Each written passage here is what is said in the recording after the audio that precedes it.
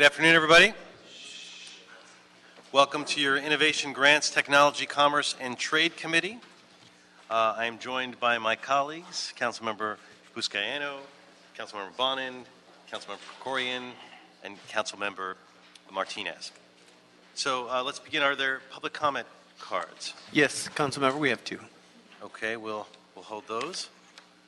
And we'll move to item number 1. Mr. Espinosa, would you please read item number 1?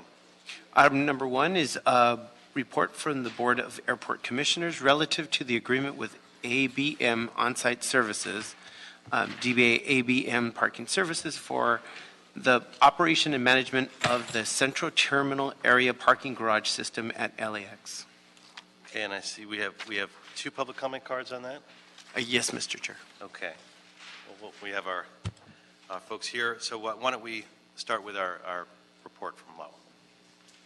The item before you today is an agreement with ABM Parking Services for the operation and management of the Central Terminal Area garages at LAX. The contract term is 5 years with 5 one-year options, and the total contract authority is $140,561,800 over the initial 5-year term. Anything to add? So could you explain the process that led to the selection for ABM On-Site? We did a request for an RFP request for proposal. Sorry, and there were 4 respondents, and ABM ranked the highest out of all 4 of them. Okay, and one of the respondents who I guess didn't get the contract has been concerned that they're about the award and has mentioned that the operator that's chosen will be running a deficit by year 3. Is that true? And what are the financial details in terms of the proposal, in terms of running a deficit or being in the black? Now, we have their pro forma that they turned in. They turned it in based on the management fee, the contract process that the format that we asked them to use, which was to assume that the number of employees that we have today will be the number of employees through the 5-year term. It also has a management fee that we pay regardless of the number of employees, which is where their profit is. We looked at it. Their pro forma does show in the last year, the 5th year, a deficit. But over the 5-year term, they have a profit of $3.7 million. And so our understanding is that they front-loaded it, and if they are going to lose money, they chose to lose it in the end, at the end of the term. So that was looked at, carefully evaluated. That Yes. wasn't something that was overlooked in terms of, and it was the determination that running the deficit is not a core. It does not cause you to want to have concerns about the proposal. No, it's not detrimental to us at all. Okay, and then the other issue that was raised had to do with basically weighting the management, not having the flexibility in terms of the I guess on-site workers versus the management. Can you speak to that issue at all? I'm not sure about that issue. They are starting off with the same number of employees that we have today. If throughout the term, working with labor and seeing how we can automate the garages, that changes, then it does change the financial proposal for them in their favor. But we won't do that unless we have an agreement with labor and we have the automation in. And there was no formal protest to this, and it wasn't brought up at BOAC? Absolutely no protest. Okay, great. Any other questions from colleagues on this item? Ms. Martinez, go ahead. So, as I was reading, the collection of all the fees go through the contractor, is that correct? Yes, that's correct. And so operationally, how are you ensuring that LAWA receives the fees collected by the contractor? We have a team of auditors assigned specifically to this operation. We receive the funds in 2 ways, either through cash or credit cards, and the credit cards go directly to our bank account. And do you collect data from the issuing and charging machines? I'm sorry? Do you collect any of the data from the charging machines? We do not.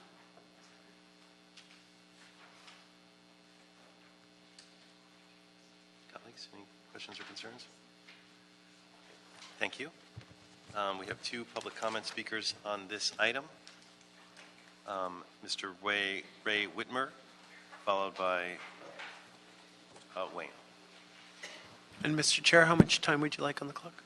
1 minute? We could do 2 minutes. You want me to have a seat here? Please. Chair and members of the committee, my name is Ray Whitmer. I'm with the Teamsters Union, and I have with me today our Chief Shop Steward, Terry Lee, who is a lot controller out at LAWA in the Central Terminal area. Terry's been employed at the airport now for 33 years, and I've been his business agent for 34 years. We're just coming here today to support the recommendation of the airport to award the contract to ABM. Over the course of 34 years, it's been our responsibility to protect the members that we represent in the parking operation at LAX. We have about 430 members. They have a pension, they have full health and welfare, they have vacation, they have holidays. All of our terms and conditions exceed the city and the airport's living wage ordinances. AMCO or ABM has signed on to our MOU. They signed it in advance of submitting their proposal, and we have supported them throughout the process. We also had the opportunity to go down and physically review all of the proposals from all four companies during a short window period. We evaluated each one of those to make sure that our members' wages and benefits were covered in the RFP, and I want to assure you that ABM has done the responsible thing. They have built into their RFP the necessary wages and benefits and pension to carry our members forward through 2021. So we support the award of this contract to ABM. They're a good company. They're doing the responsible thing here. And I was before this committee 9 years ago when you upheld the airport's recommendation to award it to New South Parking. That was the same scenario 9 years ago. It's repeating itself again today on the award of this contract to ABM. I don't have anything else. Thank you. Thank you both. Appreciate that.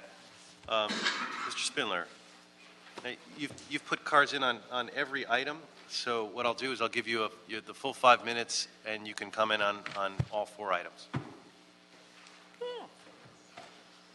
Okay. What's public comment? So, the men with the horses have returned.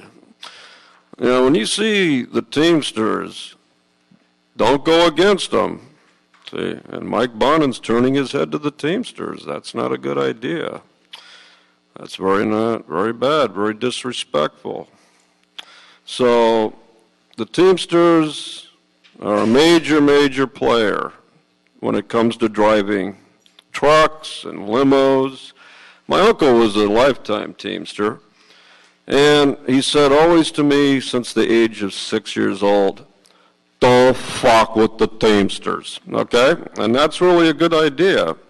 So whenever there's a fiscal impact statement, there should be noted that the Teamsters did weigh in on this and supported it, and that should have just made it a consent item.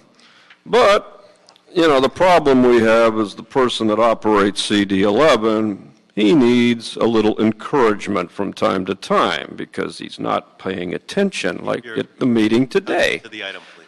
Well, you're merging all the comments, including public comment, into... No, public comment is separate. Oh, okay. So I'm just saying that the guy's got his head turned and he's not paying attention to the meeting. Individual members address the chair and the committee on the item. Right, but he's not in... Second warning, one more time, I will stop. Oh, okay, now we're going to get vicious. Okay, so we're going to get vicious, so now we have some other items here which are completely, just totally irrelevant, like a citywide technology refresh policy and implementation strategy. What is this? Nothing. It's just words on paper. It's just a way to get money for grants. That's why they call it the Innovation, Grants, Technology, Commerce, and Trade. You should just call it grants. It's about money. Then we have the city administrative officer. Now, Miguel Santana does work very hard for his money. And today, he's going to have a budget recommendation relating to resources required to create a centralized grants office within the office of the city administrative officer. You already have that in the mayor's office. Mayor Garcetti's taking care of all of this. It's already done. Mayor Garcetti, you have to vet everything through his office. There is not anything with a grant that is not going to go through the mayor's office. If you don't get Garcetti's okay, it never goes through. So you don't need this duplicative effort. Even Herb Wesson's not strong enough to outweigh Garcetti because Garcetti can veto the budget. So you're not going to let him veto the budget. So if he doesn't want a grant, he's not going to get it. But don't worry. Garcetti loves money, and when it comes in through grant money, unattached, no strings, he loves it. Now, the next one, the controller, and by the way, he has a name. His name's Ron Galperin. Report relative to an audit of the city's change order management process. Now, this is the one you have to worry about, because Ron Galperin is a real stickler for detail. So that's why you don't want him to be here whenever possible, because you know that Ron Galperin keeps himself away from everything and independently conducts audits. And some of his audits are absolutely the most integrated, technology advanced, and honest that I have seen out of this city. And that's, anything that's honest in this city is just such a rarity. It's like a 72 Chablis, you know what I mean? You just find it. And this guy, Ron Galperin, has been such a breath of fresh air on his reports because he doesn't try to favor anybody. So, number 4, read his report carefully and follow it. But, unfortunately, you never will, because Ron Galperin's not in the inside group. He's the outside guy. Your guy was Dennis Zine. You wanted Dennis Zine, but when you got Ron Galperin, you got an independent-minded controller. So you've been excluding him. And I think Ron's feelings are hurt. You know, I really do. You know, you give him 5 minutes and he has to leave. But good going, Ron Galperin. Thank you for exposing all the fraud, waste, and mismanagement that this city is doing. God bless you. Okay, without objection, the recommendation is approved by unanimous consent, and we'll move to item number 2. Seeing no objection. Mr. Espinosa, would you please read item number 2? Item number 2 are reports from the Innovation and Performance Commission and the Information Technology Agency relative to the creation of a citywide technology refresh policy and implementation strategy. There are no additional cards on this item, so we'll call up Mr. Ross and others. Good afternoon. Afternoon. So as the council members are quite familiar with, technology is constantly evolving and presents new opportunities for city departments to both improve their operations as well as to improve citizen services. While there's usually a focus on new software, websites, and innovative digital services, the city also understands that there's a need to invest in foundational hardware and equipment that these solutions run on. This requires a periodic investment and replacement of hardware to ensure city employees are benefiting from the technological innovations that are going on around them. I think a little bit of the background when it relates to this policy is that the Innovation and Performance Commission that was established had received quite a few quote-unquote innovation requests that were simply requests to replace aging hardware, requests to replace old computers, to provide smartphones, tablets, etc. And so in a response to the Innovation and Performance Commission requests, the ITA drafted a citywide IT hardware refresh policy that was submitted to this committee. And the intent is to highlight the best methods and timeframes for a timely replacement of IT hardware across the city. The ITA worked very closely with city departments and our IT policy committee to make sure we had widespread input and proper buy-in. And the enclosed policy that was submitted was reviewed and approved by that IT policy committee. And what is included in it are two major categories. One of them is a basic hardware refresh category, and that's something that could be done even by the smallest department that identifies for a particular desktop computer or a particular smartphone, et cetera, how often you should be replacing that equipment to stay up to date. But it also includes something to take it a step further, and that's what we call our advanced hardware refresh guidelines, or what we call optimization. And for the larger departments like the ITA, where we inventory, we manage various equipment, we can get a lot more sophisticated and can predict when certain pieces of hardware should be replaced, et cetera, so we're not going by just basic guidelines. The policy basically provides a clear set of guidelines citywide for the replacement of hardware. And I think one of the challenges that we run into is while it represents a commitment to provide sufficient technology, it unfortunately becomes reliant on every department to be able to budget, identify, and replace those pieces of hardware. We're committed to partnering with various city departments during every budget process, and as departments identify key pieces of hardware that are way beyond, let's say, their useful life, to really partner and support around the replacement of that so the city can really leverage the most out of its IT infrastructure. I certainly will make myself available in case Innovation Performance Commission representative want to speak. Well, I'm Bianca Swan, Project Coordinator for the Innovation Performance Commission, and on behalf of the Commission, I just want to say that they have reviewed and are in support of the refresh policy that has been submitted to you all.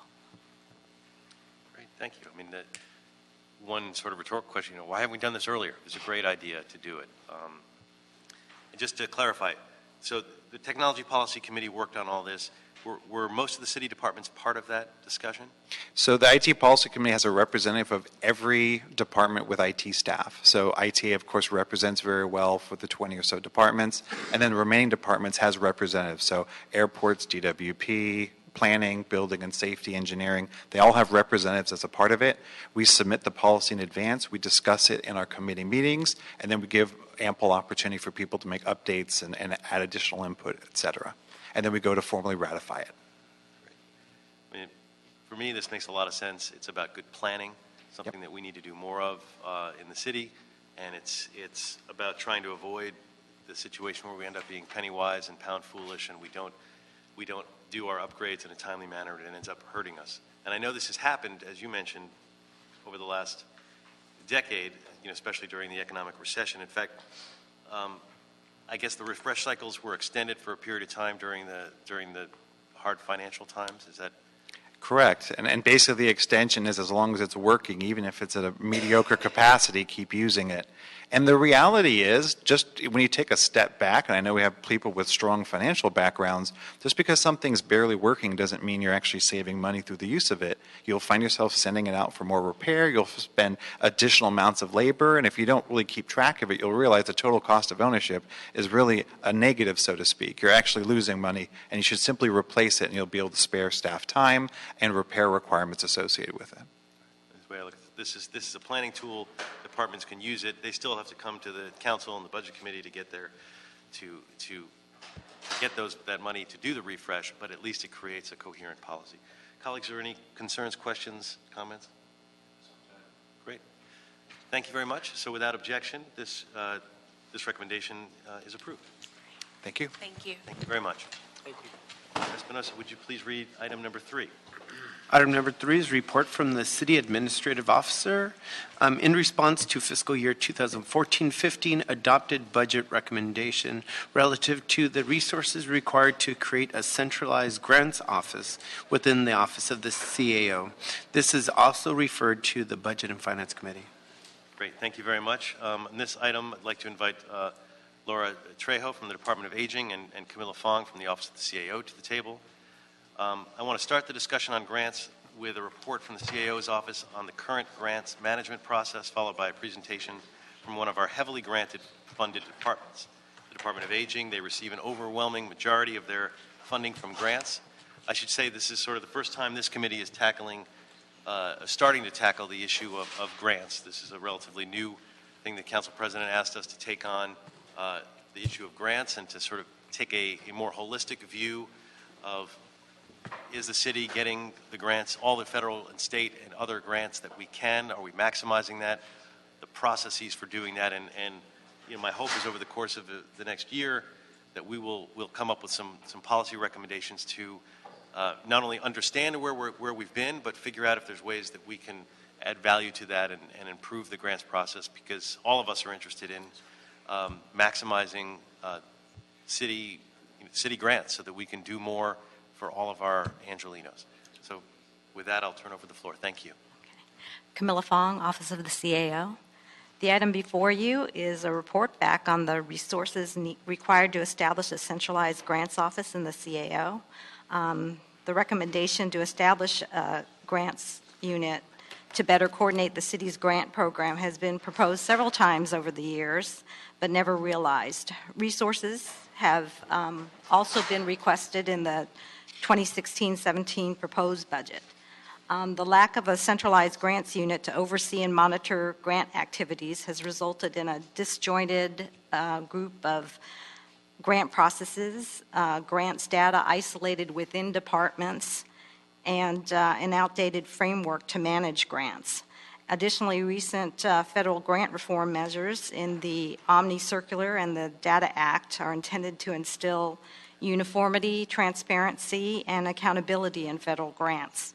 The city's current technology and fragmented processes will hamper efforts to implement the changes in administrative processes, fiscal accountability, and standardized data reporting required by these new regulations, and potentially jeopardize the city's ability to attract and retain grant funds. There are a number of states, counties, and cities who have a dedicated centralized grants office, including the state of Arizona, District of Columbia, state of Massachusetts, Maryland, Nevada, Rhode Island, Philadelphia, Pennsylvania, and St. Petersburg, Florida. At one time, the state of Texas actually had a centralized statewide grants office, but it was eliminated when there was a changeover in administration. So currently, this office has one full-time position to provide limited technical assistance on grants, oversee access to grants research and tracking, and provide guidance and training to department grant coordinators. And we actually recently had a couple of trainings on the Omni Circular to bring people up to date on the changes in regulations. Trying to think.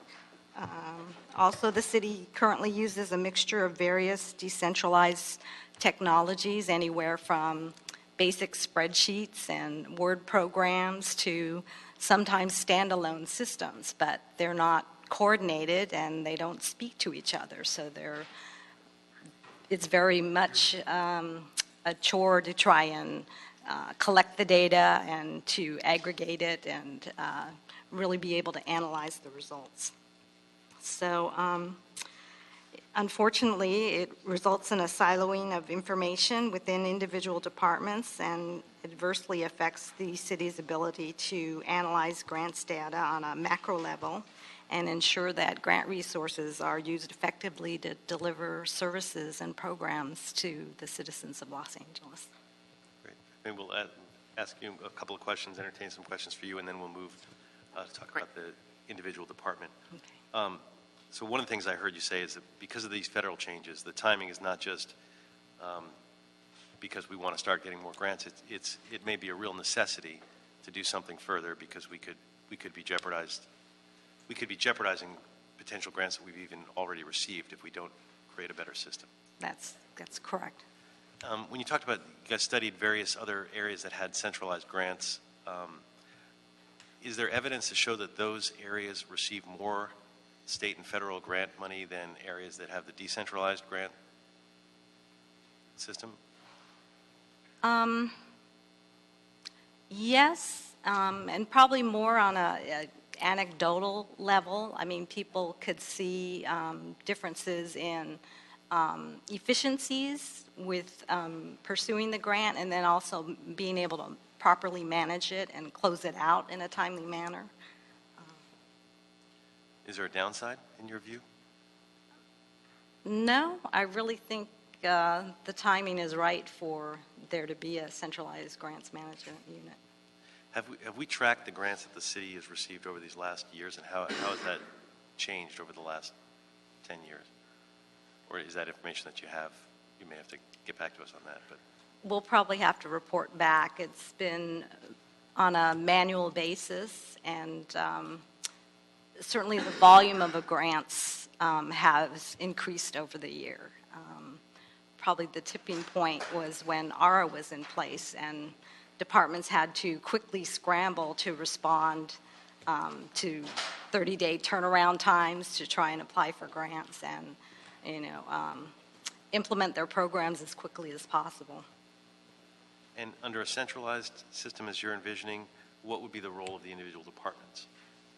They would still be responsible for managing their grants, but there would be a centralized area where the data could be collected, where training could be dispersed.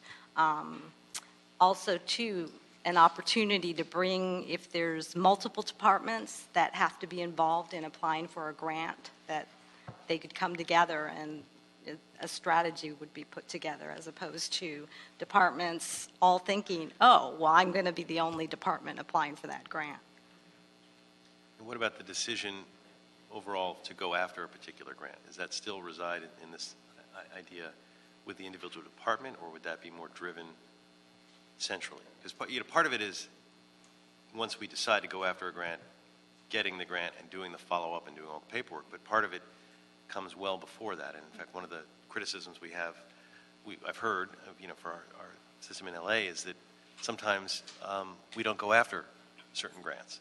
We just, either because the department's overwhelmed with other issues, we don't have the information about it.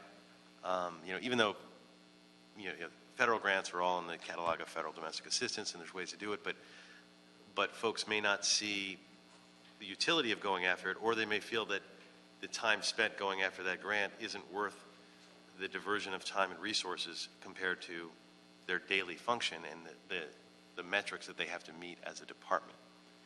So how in the sort of centralized vision would that change in terms of the decision point to go after the grants? Well, one thing that worked fairly well during ARA and after that, slightly after that, when we were winding down, was a representative from the mayor's office and the CAO would bring together interested departments if there was a grant opportunity, and they would actually present what types of projects they thought would be match up with that grant program, that grant opportunity. And then a decision would be made in terms of, was their grant proposal ready to be submitted? Maybe it was missing some elements that were needed to make it competitive. And that's how we do it. I mean, currently, that's how we do it? We bring those folks together, or that's how you envision it for the centralized system? We did try doing that a little bit during ARA and afterwards. It has since, been discontinued, but I think it worked well because it gave all departments an opportunity to kind of say, we're interested in this grant, we think we have a program or project that will work for it, and these are the reasons why. And instead of being told, oh, well, you should, just telling a department, oh, you should have applied for the grant, or why didn't you apply for the grant? Colleagues, question for Ms. Swan? I do. So it seems like pretty much every department is in charge of their own grants. So do you envision that the audits office would, the grants office would have more of an auditing or management function to it? Or how would it work? More of an oversight coordination role as opposed to directly managing grants. The management of any particular grant would still reside with that department. And is it feasible that two people would be able to manage and coordinate the city's grants? We're actually envisioning 3 people. Three. All right. Thank you, Mr. Chair. Okay. Good afternoon, Laura Trejo, General Manager of the Department of Aging. The Department of Aging is both a municipal department of the city and a federally designated area agency on aging. We're part of a national network which allows us to tap into federal Older Americans Act funds. Our mission is to basically develop a community-based system of care that is accessible, culturally competent, and provide services and supports to protect the quality of life, independence of older persons, functionally impaired adults, and their family caregivers. The department, for your information, operates about 86% of our total budget is grants related. So grants are part of our bread and butter of what we do for a living. The Department of Aging, under federal requirements, because the majority of our funds come under the Older Americans Act, we are required to have a 4-year strategic plan. Basically, we use that strategic plan through a very robust needs assessment process to develop it, and it sets our course in terms of identifying the needs, the gaps in the community, and it also helps to inform our grants development, grant seeking agenda for that period of time. Basically, my instructions to staff are, if it's not in the area plan, you better be ready to justify why we're about to look at things that really are not related to our operational work plan. Because that's what we've submitted as the most important areas for the department to be involved in developing the services and supports for seniors in our community. I just wanted to give you a sense of the types of categories of grants that we are familiar with. We receive, for example, Older Americans Act, Older Californians Act, which I consider categorical, formula-driven grants.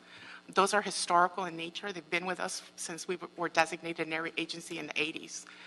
We also have local grants through the municipality, like our Prop A, our CDBG grants that we receive from the city.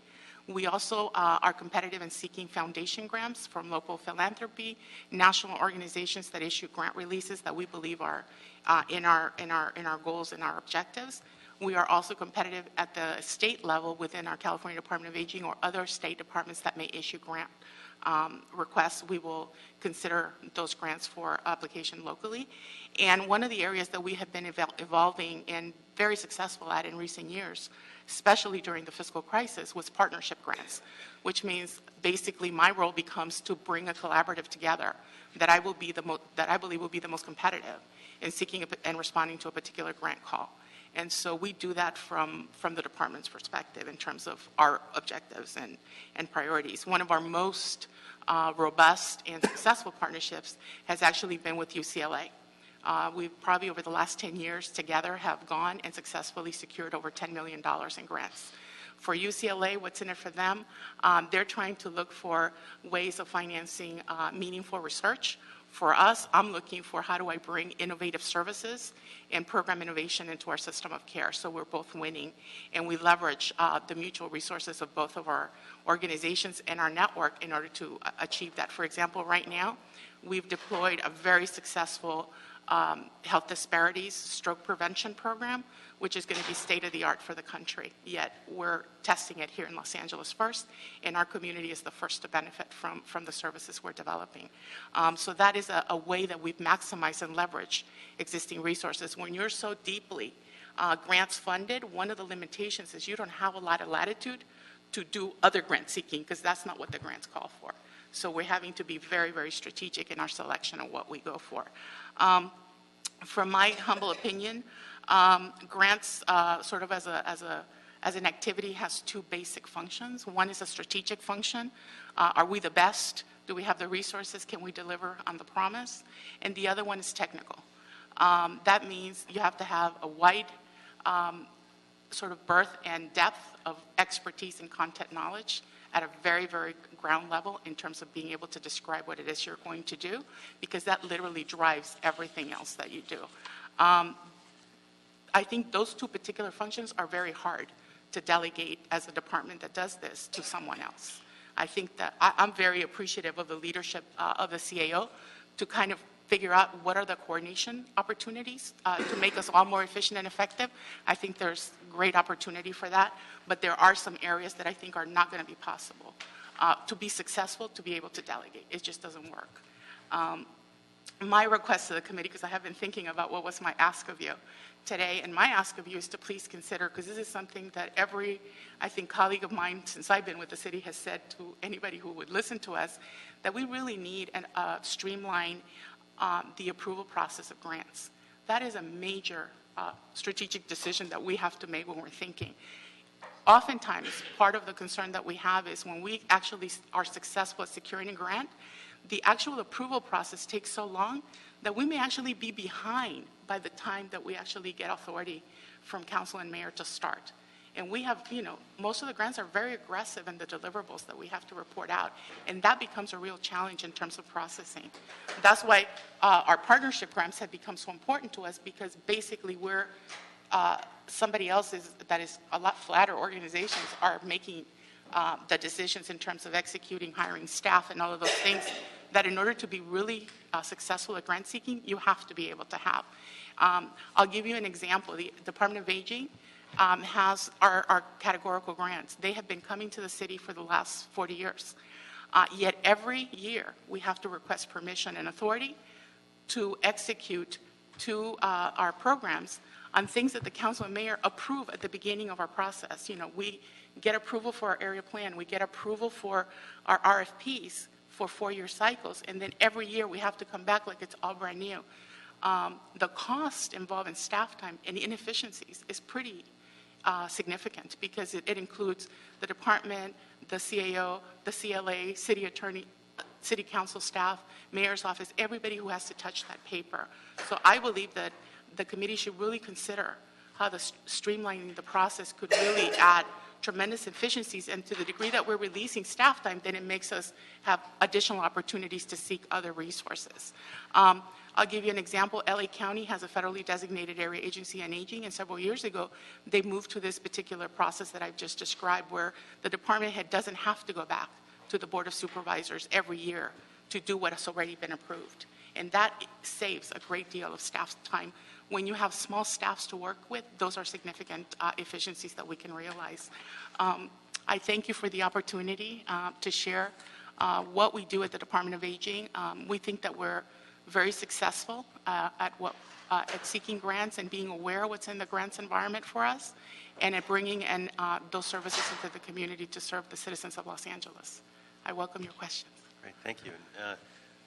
Appreciate what you do and your comments on that. In fact, I'd like to ask you for a little bit more, not just now, but maybe in the future, to help us understand how we could streamline that, because it's certainly something I'm very interested in. I think the committee would be. You're talking about streamlining just the basic process of going after a grant, where the council has to approve your ability to request a grant. Correct. Something that doesn't even cost us direct dollars may require certain obligations, but it doesn't. It's about trying to get money.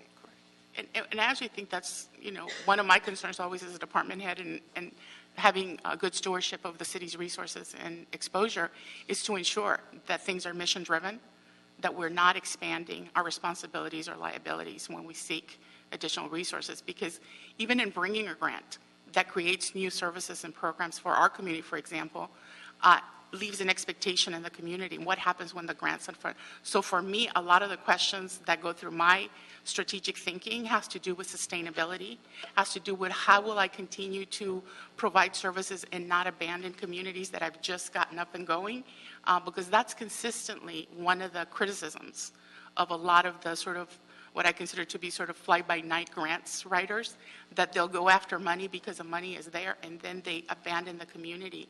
And I think as a city, we have a particular responsibility and duty to make sure that we do very responsible grant seeking.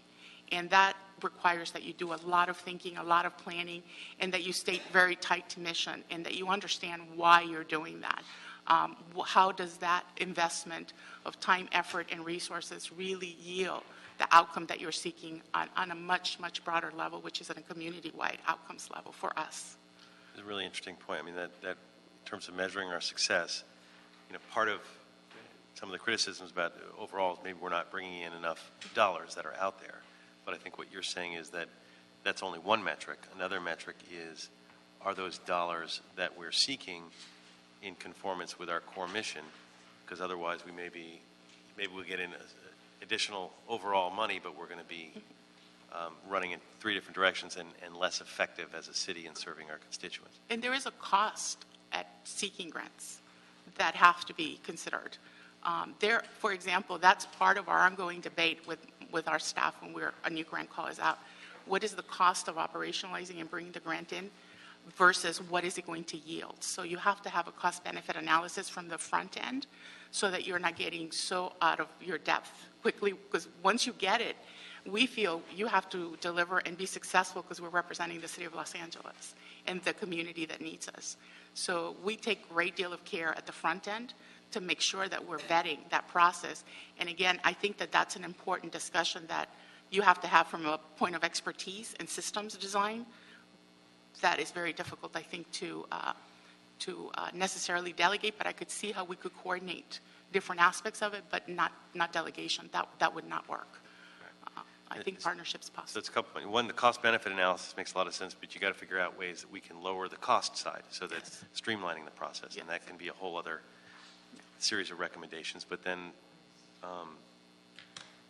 the question is, how do you coordinate it? And so your feeling about the centralized system as the CAO is putting it forward is it could have some detriment in terms of your ability to do that? You know, not having it in place to be able to evaluate it, and I would hope that we would all collaborate, all the grant-seeking departments would collaborate with the CAO to create a unit that would be of service to us, so that it is robust and it is efficient and effective and it makes us feel supported.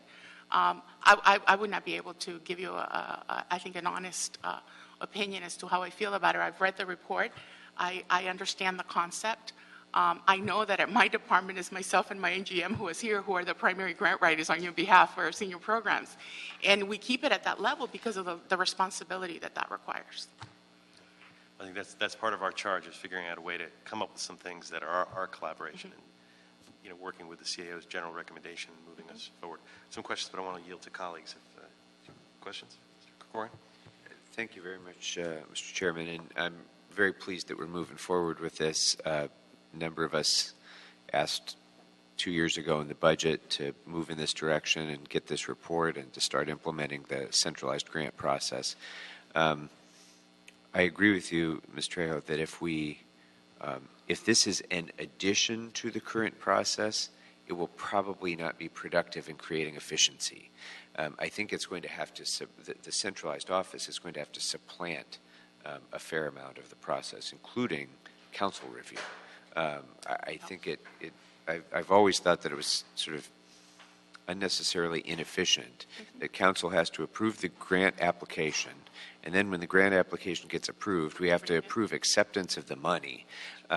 There's a reason for that. There's a good reason for that, because sometimes those grants implicate the general fund in other ways. Sometimes they obligate the city in other ways. We should have some review process, but I certainly feel comfortable having a centralized staff expertise that can evaluate that, and then getting a report quarterly, for example, to the budget committee and to the council about, and this committee about, you know, what the status of those grant applications is and what those implications are. I don't know that for each individual grant we have to go through that process, because there is a cost involved. There is a time obligation involved. The one thing that I struggle with a little bit, and I think you've both touched upon it, is if you have a centralized grant process as opposed to a grant application process within the departments, there's a plus and a minus and go in both directions. The advantage of having a centralized process is you have focused expertise on grant writing, greater concentration of awareness about the grants that are available at every level of government and in philanthropy and otherwise. But within the departments is probably where the substantive expertise lies and what you most need. So having a process in place that takes advantage of both sides of that expertise is going to be very important. And I think you touched upon that a little bit. If you get an umbrella review of these are the sorts of grant applications that cities are seeking, grants that cities are seeking, how can we dish those out to our departments and then get the department's feedback as to what would be most effective? Then you get both sides of the equation, and I think it could be productive. But it's hard for the CAO's office to get into the minds of a mid-level manager in a department who has a very specific need that could be met by a grant. And conversely, it's difficult for a person within the department to know or have the ability, the resources, the time to be able to go out and seek the grants that they may or may not ever become aware of. So working in that collaborative way between the two of you, I think, will be a really important step forward. Colleagues? And then I guess the other thing, when you do have a mission where the centralized system might make sense is if you, in Department of Aging, you've got your core mission and you're focused on it.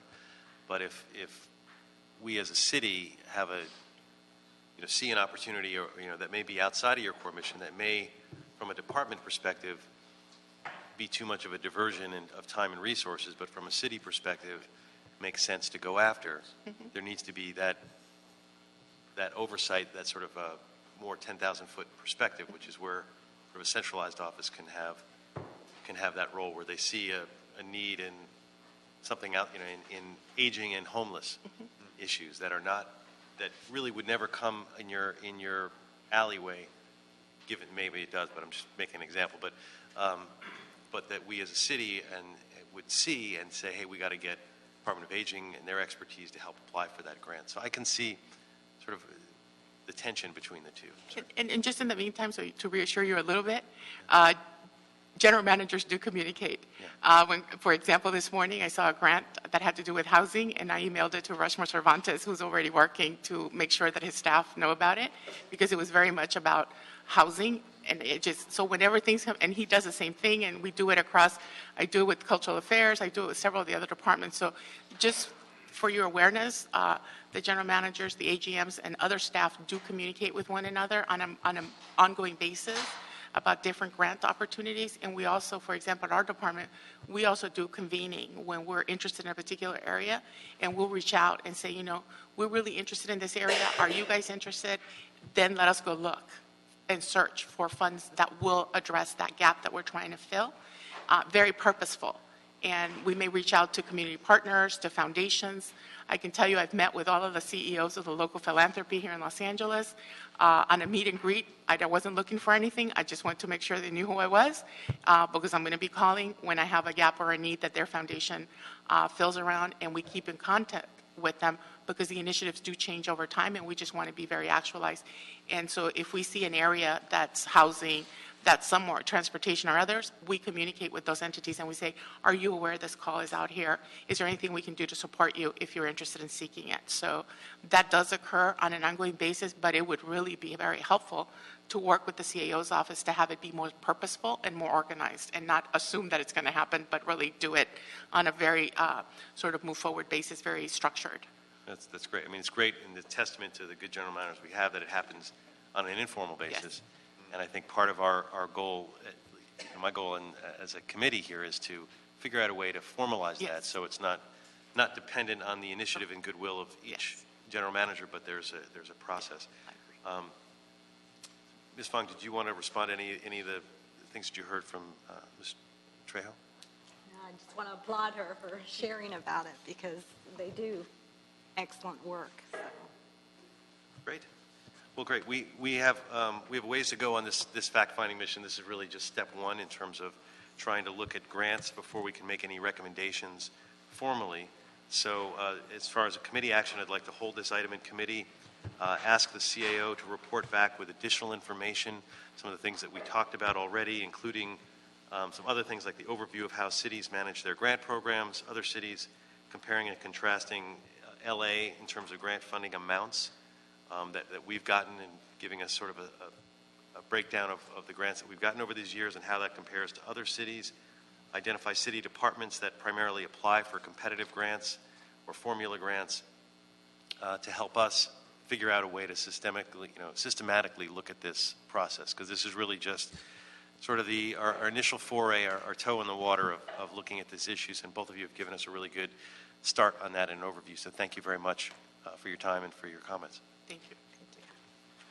Okay, we'll move on to item that was 3 to item number 4. Mr. Espinosa, would you please read that item to the record? Yes, item number 4 is a report from the Controller relative to an audit of the city's change order management process. This was referred to 2 other committees as well, Energy and Environment and the Public Works and Gang Reduction Committee.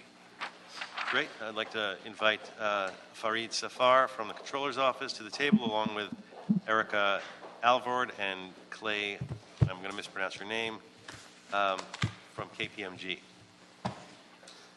So in addition to telling me your last name so I pronounce it properly, if you could provide us an overview of the findings.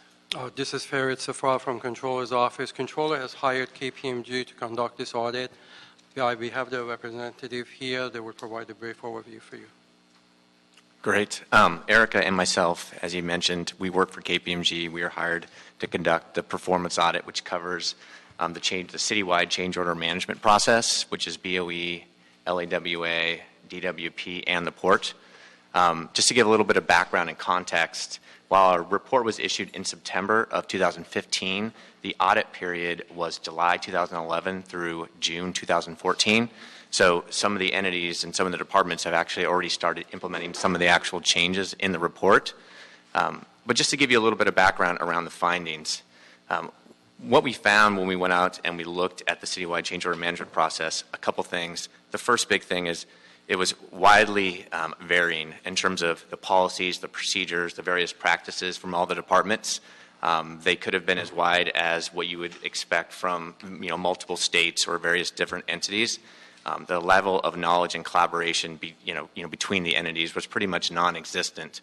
We did find some pockets of leading practices, such as the port and their use of kind of user-based forms and templates and some process flows that are very user-friendly, and some of the leading practices around making that easy for the individuals within those departments.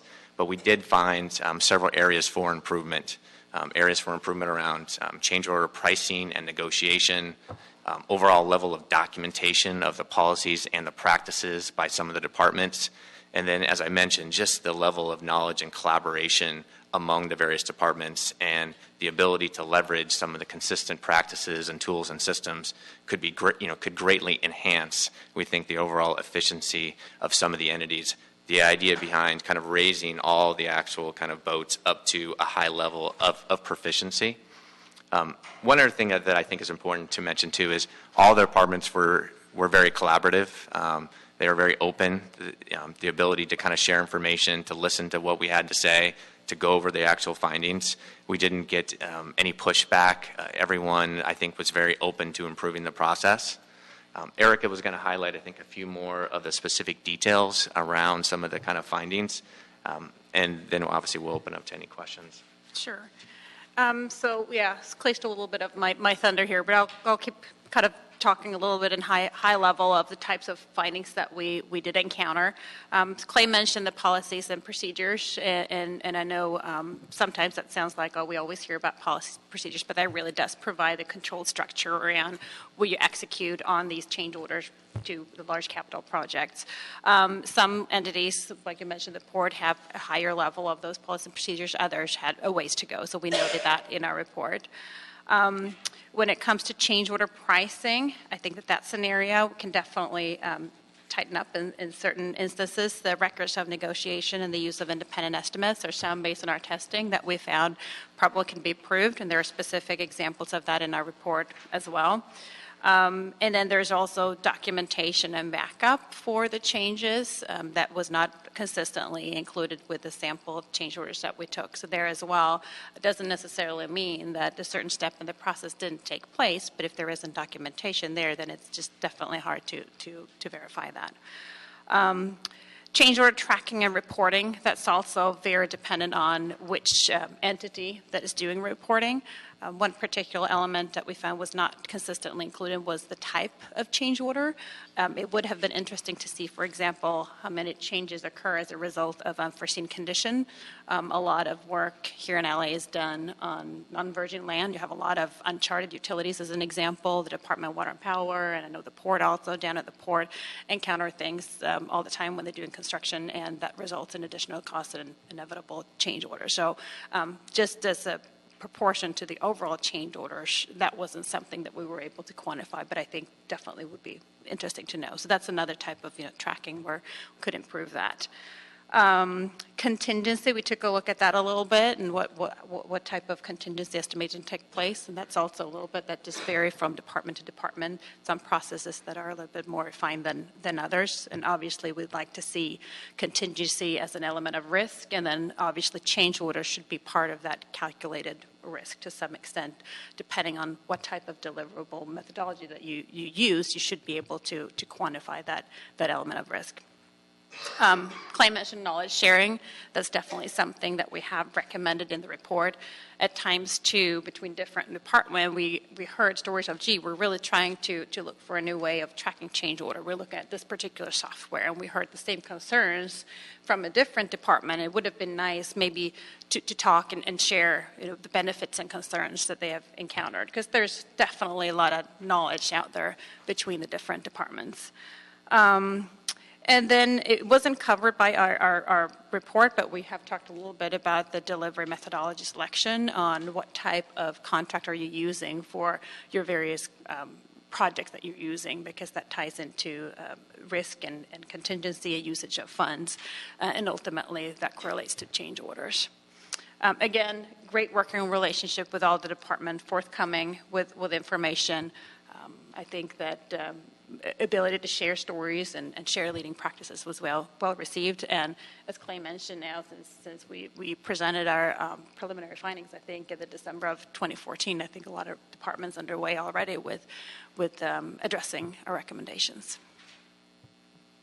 And one point, that the city's change order overall was in line with other jurisdictions, considering one anomaly in the Tom Bradley airport construction, but aside from that, we were in line with other jurisdictions in terms of percentage of change order and also some of the practices that we follow.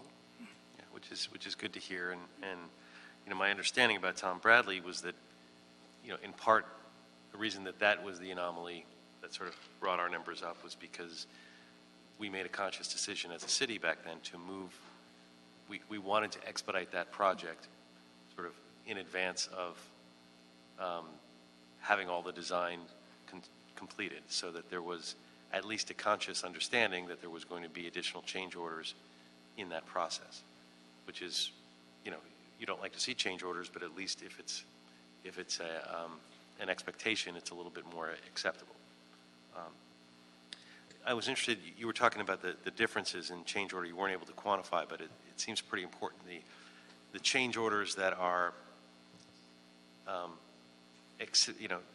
appropriate, so to speak. You can't predict that you're going to discover oil under the land or there's a gas pipe or something, versus something that's coming from poor planning.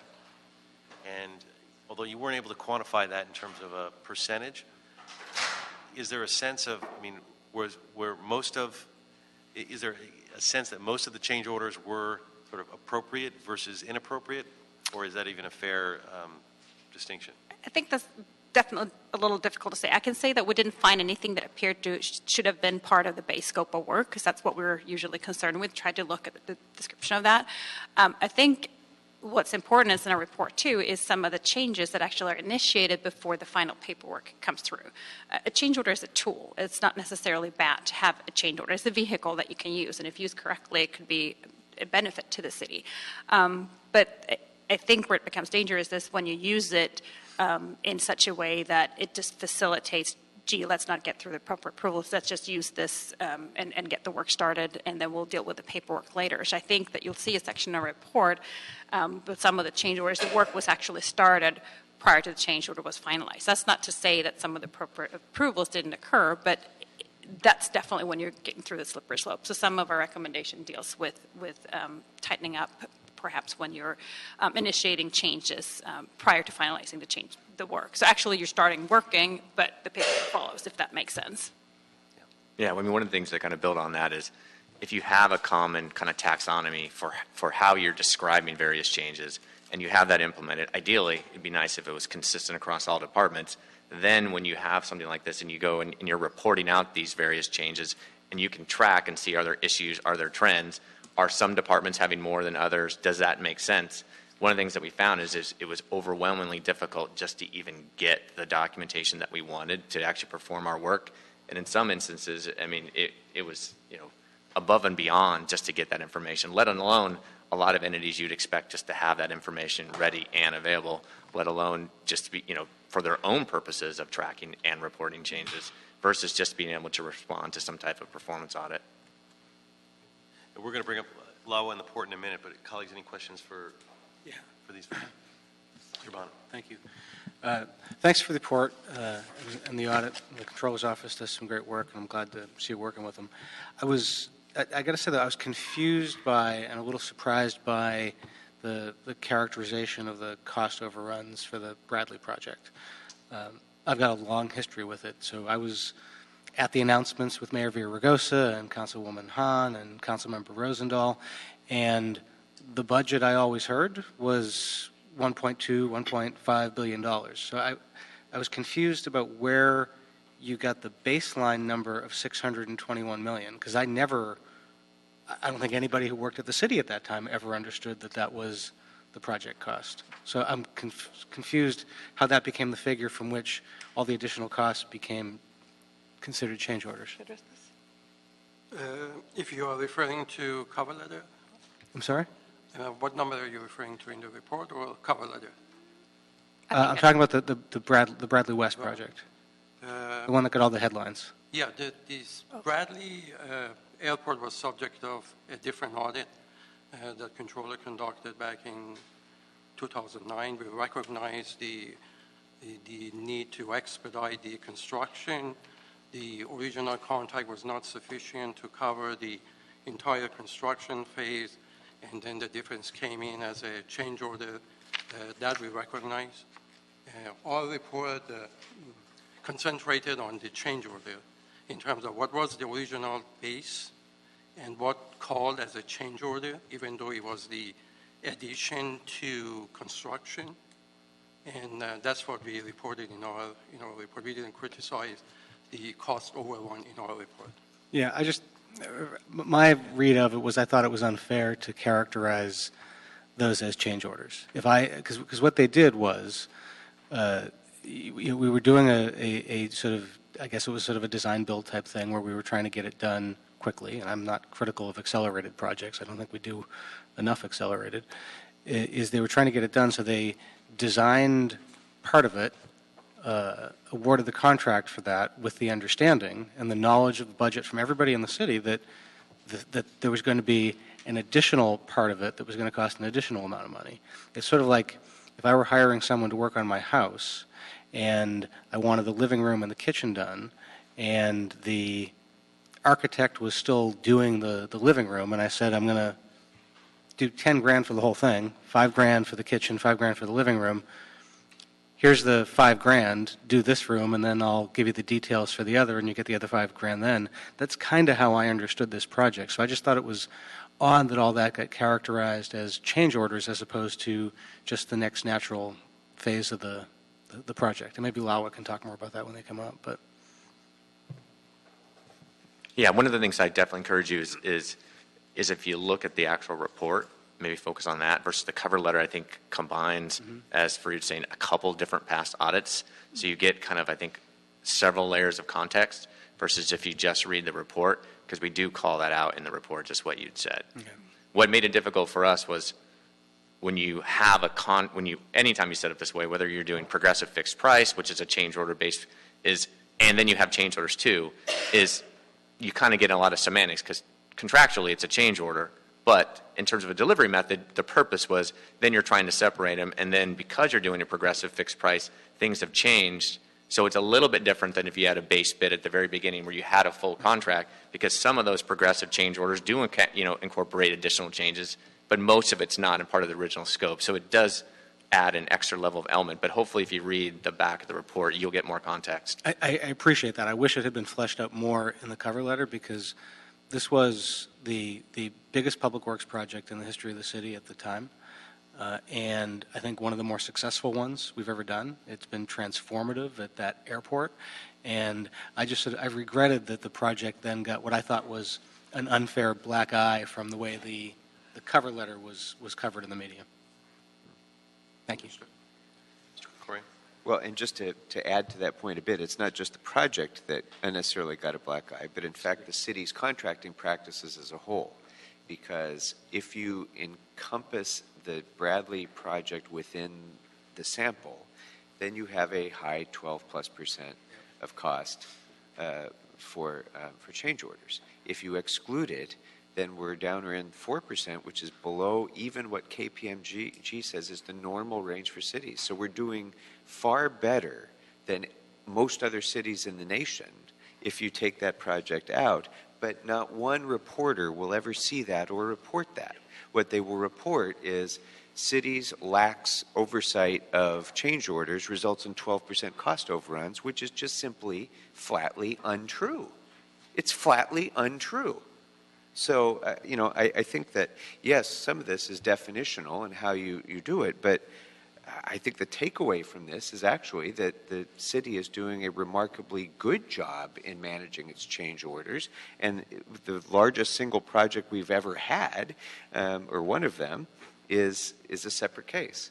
So, but I do want to also see if, because I'm sorry that I didn't see this part, but we all know that there are certain segments of the construction industry who essentially make their shareholders very wealthy in public works projects by getting low bids and then adding up the change orders. And I was so pleased to hear you say that you tried to distinguish in here that in specifically what are the change orders that should have been encompassed within the scope of work to begin with. Because that's a common practice that you see that every city, every public entity has to deal with. So what I'm interested to know is if in the audit, in any of this report, did you see contractor-based trends that we should know about? Did you see some contractors more than others who were responsible for a disproportionate share of these change orders? Because to me, I mean, one part of that is is the city really applying best practices in its oversight and contracting role? Another valuable bit of information from this is who are the contractors that we really need to kind of like be looking out for the most and maybe seeking recourse against if necessary. Was that Yeah, well, so one of the things that we did do was look at how certain contractors were selected, because if there was one that was a bid that was abnormally low, did the bid normalization and the comparison of bid, did that take place in accordance with leading practices? So we did see on occasion where there were bids that were lower than you would expect, and they were actually in our sample, they were appropriately set aside. So we were actually specifically looking for that, and we did not see any trends of particular contractors that over and over again were getting that. But I wanted to point out too on your note of change orders, also, as I mentioned, some change orders are related to unforeseen conditions, which you have a lot of here in LA. Right. So that's also part of your change order numbers. And I think the focus on the percentage of change order, the amount of change order, is not as important in the performance audit. It matters, but what really matters is your efficiency and effectiveness, which a performance audit is about in your processes. Because you can have a proper change order, executed contract, and the end result could be fine, but it's how you get there. What are the hoops you go through, and what are the controls in place? So that was really what this audit focused on, and I just wanted to point that out. Yeah. And that's very helpful. And in fact, some entities, more than others, may be themselves responsible for the change orders when it's changes in plans, changes in the design of the project, expansion or reduction of the scope, which changes the costs. So when the entity itself doesn't plan ahead well enough what it wants to achieve, often the entity is the one that's responsible for the change orders. And if that is happening with us, that's an important thing for us to know too. But it sounds like that wasn't the preponderance of this. It was more the typical unforeseen kind of circumstances that happen in construction generally, other than the Bradley terminal. Right, but then also you do the pricing of that particular change order, and even if that particular change order, your collection of change orders is less than a few percentage of your overall original contract, you still want to make sure, because in the city it still amounts to millions and millions, but hundreds of millions of dollars, to do your due diligence in terms of pricing those and squeeze the contractor's tight-lipped, and a contractor, I can say this, right? So Yep. I think that that's part of our observations too, is let's tighten this up. Let's make sure that we have those independent estimates when it makes sense. Let's make sure we document it and let's make sure the rationale is there, so we don't, just sign off on anything and try to get the best bang for the buck, so to speak. Great, thank you.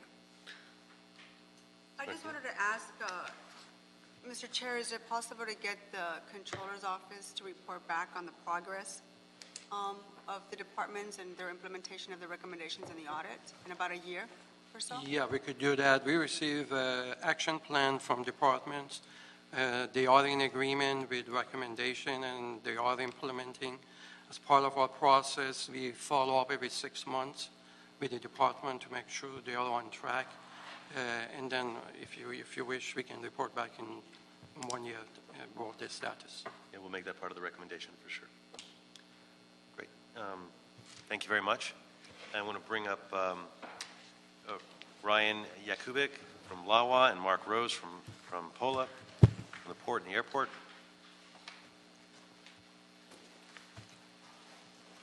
Your thoughts on this issue as our biggest contractors? Sure. Ryan Yakubik, Chief Financial Officer for Los Angeles World Airports. I can actually give you an update on where we stand in terms of implementing the different recommendations from the Controller's Office. There were a total of 15 recommendations, of which 4 were specific to other city departments. 6 were generally to LAWA and other departments of the city. There was 1 that was specific to LAWA, and then there were 4 recommendations that were broadly to all city departments. And I think I'll start there. There were several citywide recommendations. They really fell into 2 categories, one of which was developing standardized citywide processes and forms for tracking and reporting on change orders, keeping change order logs, developing standardized monthly reports. The other category was forming up committees and generating policies for the internal sharing of knowledge and development of best practices. Those are all things that are in progress. We've reached out to the BOE. We're supportive of these recommendations. There's, good benefits that can come from them, and we do look forward to participating in that process. In regard to the one recommendation that was specific to LAWA, and that was for the development of formal policies and procedures for change order management. That's a process that we have developed and put in place. I think the KPMG report did reflect the fact that we were actually in the process of developing those policies when they were in auditing us. Prior to formalizing those policies in August of last year, we actually took the opportunity to make some updates to reflect some of the recommendations from the Controller's audit along with that. So we view that as now complete with those policies now fully in place. In regard to the last 6 that were general to LAWA and other city departments, one was identify when an independent estimate should be used for change orders. We have worked that into our city policies. That was incorporated in August of last year. Utilizing the standard record of negotiation document, we have incorporated that into our policies and procedures as well. Referencing pricing sources and stating assumptions when change orders do occur, we have updated our documents to reflect that.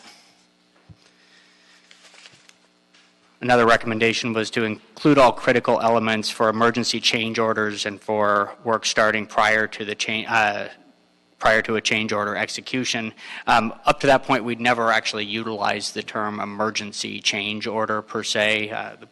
The port might have that same perspective, but we have actually taken that recommendation and integrated it into our policies and procedures going forward. We've presented, we needed to present, or a recommendation to present documentation in an orderly manner. This was a little bit of a housekeeping item. We've updated our policies and procedures to more formalize how the information is kept and accessed. All of these were implemented in August of last year. a final one, which was the formalization of a process for estimating construction contingency, is a process we had in place, but we made it somewhat more robust and completed the integration of that procedure in December of last year. Generally, we are identifying contingencies first by the type of project, whether it's a flat work, a renovation, or a greenfield project. That gives us a starting point. Through the design process, we break down the risks within the actual project to further fine-tune whether or not those contingencies should be increased or decreased. If we're working in an especially congested area where we know there's a lot of utilities that we don't have good maps on, we might look at increasing those contingencies. But further through the design process, as we get more knowledgeable about the specifics of the actual project, we'll then go in and further fine-tune those contingencies. So now it's a rolling process that continually cranks the ratchet down as we head towards a final budget for the project and identifying that contingency. So that is to say, we are a long way towards actually having implemented all of the city controller's recommendations, the final thing really being those citywide processes, which I think will be an ongoing part of the process for us. So I'm happy to answer your questions. Great. Thanks. Mr. Rose, and then we'll take questions. Yeah. Good afternoon. My name is Mark Rose. I'm an Assistant Chief Harbor Engineer in the Construction Division with the Port of Los Angeles. Like LAWA, we've reviewed the audit and find most of their recommendations, we agree that with the recommendations that they are making. However, we feel some of our procedures already capture that, but there were some holes that we found that we could improve on through the report. We've already implemented some of those changes, and I can go over a few of these. The compensation methodology, we're including a category to show whether it's tracked on time and material, lump sum, or unit pricing, and our change order logs actually capture the cost to break it down for each of those categories. We list whether it was due to a scope change, an unforeseen condition, or a design issue as well. We used to have a category of other, which didn't make a lot of sense, so it's gone. So now it's just one of those three categories. Again, like LAWA, we didn't quite understand the emergency change order process. We have a very clear change order procedure, which we can implement almost immediately. That kind of acts as a emergency change order, so we feel our procedure manual, current procedures cover that process. Regarding starting work prior to having a authorized change order, that does occur if you find an unforeseen, for example, if you find an unforeseen condition that occurs out on a construction project, we will usually assign a potential change order number to it and start tracking it through a time and material basis in order to go back and evaluate whether it's actually identified on the construction drawings or not. We need a little bit of time to do that. Our procedures say that we should have that implemented, and if we find it's a change, at least have a change order drafted up and signed and executed no more than 3 days after we determine that it's done. So there might be some work occurring prior to that, which is being tracked while we're still trying to identify whether it's a change or not.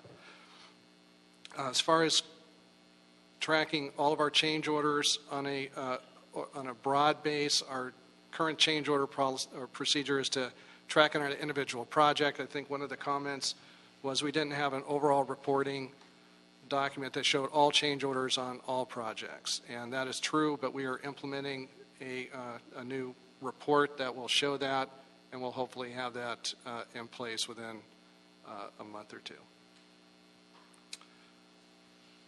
Let's see. I think that's pretty much most of the comments that we had. Again, we agree with pretty much everything that the report is calling for. It's just that we feel our procedure is top-notch. There's always room for improvement, and I think the change order percentages that were identified for the port for this selection was about 0.5% change orders for the overall changes. So we were pretty happy with that. So. That's very impressive. Colleagues, questions, comments? Great. Thank you both for that report. And I'm going to move that we note and file this report, but that we also ask the CAO or the Controller's Office for a report back on the implementation of the proposed best practices, et cetera, that were identified. Without objection, so ordered. Thank you very much. Now we're going to move to general public comment. First, Mr. Spindler.